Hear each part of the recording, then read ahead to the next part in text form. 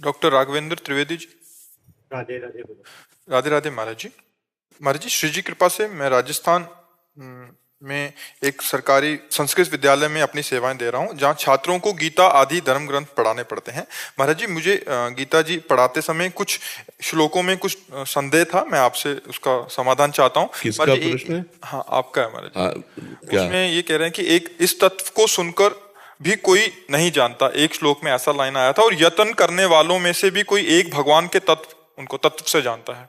तो इस अलग अलग दो श्लोक। हाँ, जैसे तत्व से जानना है ना, ये बड़ा कठिन है। इसलिए कठिन है कि देह भाव में स्थित है। जैसे आपसे पूछा जाए आप कौन है, तो आपकी दृष्टि देह में आएगी ना।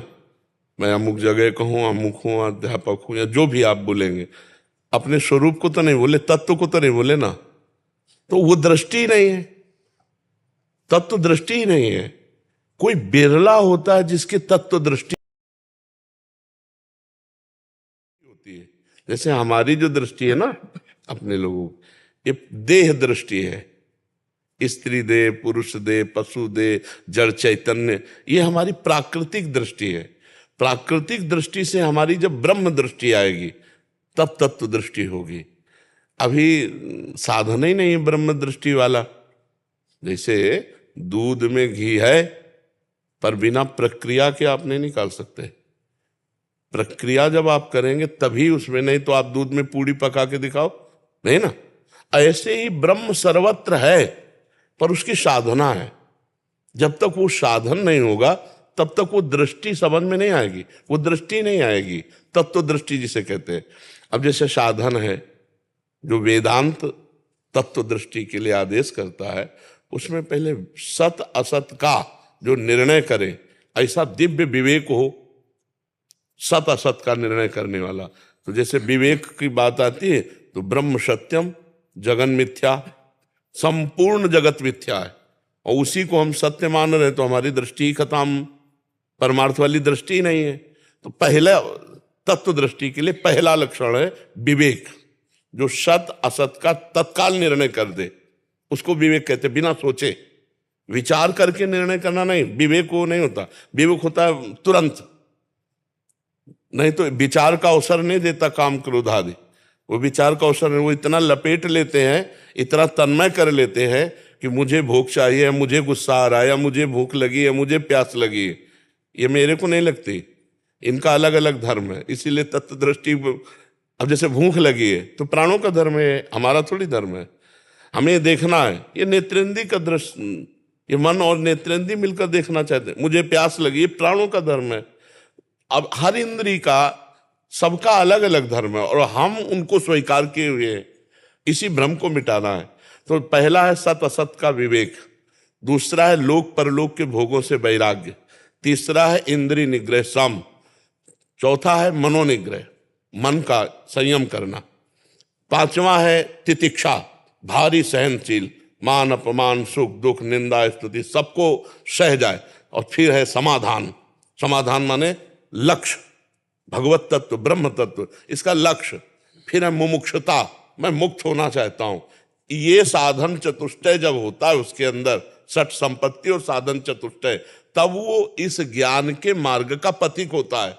पहुंच जाए ऐसा नहीं, कोई बिरला ही होता है जो ज्ञान के पंथ कृपाण के धारा परत खगेश लगे नहीं बा, गिरने में देर नहीं लगती, जोड़ निर्विघ्न पंथ निर्वाही, तब कैवल्य परम पद लाही।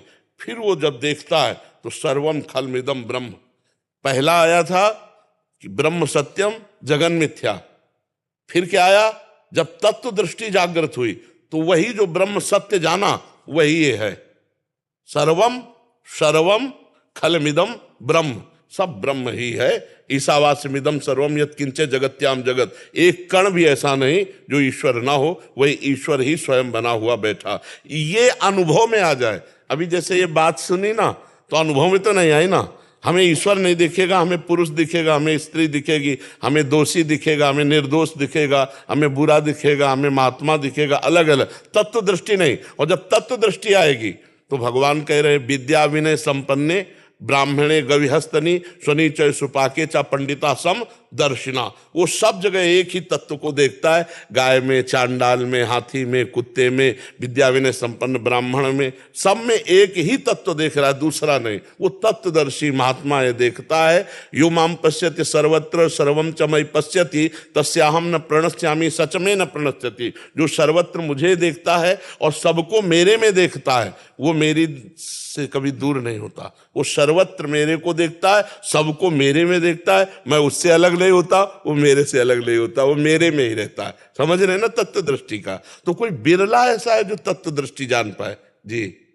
और जी यही था इनका, तत्व को सुनकर भी कोई नहीं तो जानता, जैसे सुन गए तो जान गए क्या? और बहुत यत्न करने वालों में से भी कोई एक भगवान के इस तत्व को हाँ, यत्न करने वालों में भी कितने फेल हो जाते हैं ना, वहां तक पहुंच थोड़ी पाते हैं। वहां तक तो गुरु कृपा पात्र ही कोई तत्व दृष्टि को प्राप्त हो पाता है। बातें बना लेना अलग बच्चा, तत्व की बातें कर लेना अलग है, तत्व में स्थित होना अलग है। तत्व में जब स्थित है तो फिर कोई फर्क नहीं पड़ता है। अब वो चाहे सामने घोर पापी दुष्ट हो तो वो तो तत्व दृष्टि रखता है, तो बाहरी दृष्टि नहीं रखता। चाहे बहुत अच्छी क्रिया हो रही हो, चाहे बहुत बुरी क्रिया हो, वो क्रिया पर दृष्टि नहीं रखता, वो तो कारण पर दृष्टि रखता, तो वो विक्षेप को प्राप्ति नहीं होगा। हाँ, अब अगर व्यवहार काल में वो किसी पद पे है, ये तो महात्मा की बात बताई, अब व्यवहार काल में वो किसी पद पे है, अब वहां वो विषमता दिखाई देगी।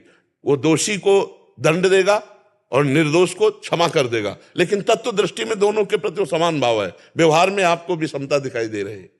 दोषी को दंड देना और निर्दोष को क्षमा कर देना, यह बाहरी क्रिया है। अंतर्दृष्टि में दोनों के प्रति समान भाव होगा यदि वो किसी अधिकार पद में है तो। जैसे तत्व दृष्टि राजा भी हो सकता है, तत्व दृष्टि कोई पदाधिकारी अफसर भी हो सकता है, तो तत्व दृष्टि कोई विरक्त महात्मा भी हो सकता है। तो विरक्त महात्मा होगा तो उसके ये लक्षण होंगे, एक हाथ में कोई चंदन शीतलता और एक हाथ में कोई ताप दंड दे रहा है, वो दोनों के प्रति समान भाव है। लेकिन इसी स्थिति को प्राप्त अगर कोई महापुरुष पदों में है तो वो अपराधी को फांसी पे लगाएगा और निरपराध को बड़ा सहयोग करेगा। तो उसका ना अपराधी से द्वेष है ना निरपराध से राग है, लेकिन वो सम निर्णय कर रहा है। वो सम होते हुए भी विपरीत वहां दिखाई दे रहा है। जैसे श्री भगवान असुरों का वध कर रहे हैं, दैत्यों का विनाश करते हुए साधु जनों की रक्षा कर रहे हैं, लेकिन भगवान समदर्शी है, भगवान सम है। अब वो स्वामी है पूरे त्रिभुवन के। जब त्रिभुवन में कहीं कोई ज्यादा वो करेगा तो फिर भगवान पक्षपात दिखाई देता, उनमें होता नहीं है। भक्त का पक्ष लेते हुए अभक्त का विरोध करते हुए दिखाई देते हैं। महापुरुषों को तत्व दृष्टि, महापुरुषों को केवल तत्व दृष्टि वाला ही जान सकता है और नहीं जान सकता है।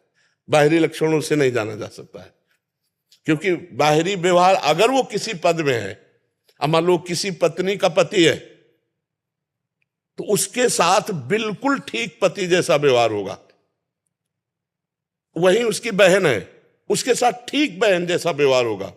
वहीं उसकी बेटी है, ठीक बेटी जैसा उसका व्यवहार होगा। वहीं माँ है, अब ये 4 शरीर स्त्री शरीर है, चारों के साथ व्यवहार अलग अलग करेगा, दृष्टि एक है, तत्व दृष्टि एक है। अगर वो चारों के साथ व्यवहार एक जैसा करे तो मूर्ख है, वो पापी है, दंडनीय है, वो ज्ञानी नहीं है। तत्व दृष्टि में चारों के प्रति समान दृष्टि रखते हुए व्यवहार में विषमता आ जाएगी, व्यवहार में भेद आ जाएगा। बहन के साथ बहन जैसा, बेटी के साथ बेटी जैसा, पत्नी के साथ तभी वो सच्चा ज्ञानी माना जाएगा। जब आप कहते हैं कि दर्शन वर्तन नहीं, हाँ दर्शन, हाँ, समदर्शिता तत्व दृष्टि का दृष्टि है, व्यवहार नहीं। व्यवहार अपने ही शरीर में एक जैसा नहीं हो सकता। अपने ही शरीर में देखो, पवित्र है हाथ और नीचे के अंगों में लगाएंगे तो रज लगाना पड़ेगा, पवित्र करना पड़ेगा। अपने ही तो अंग है, अपने ही शरीर के अंग है, पर नीचे के अंगों को छूने के बाद हम रज लगा करके धोते हैं, पवित्र करते हैं, और ऊपर ऐसे छू जाए तो कोई मतलब नहीं है। तो शरीर में हमारा ही है, लेकिन व्यवहार में भेद हो गया।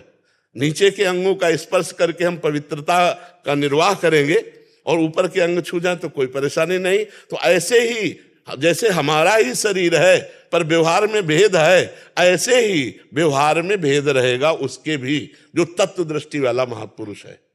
समझ पाए? महाराज जी इनका एक और प्रश्न था, अच्छा प्रश्न था। जरूर कीजिए, क्योंकि जब बच्चों को समझाते हैं तो इनको सुलझना चाहिए। एक भगवत गीता के एक दो श्लोकों में इनको और था कि भगवान किसी के पाप पुण्य को ग्रहण नहीं करते।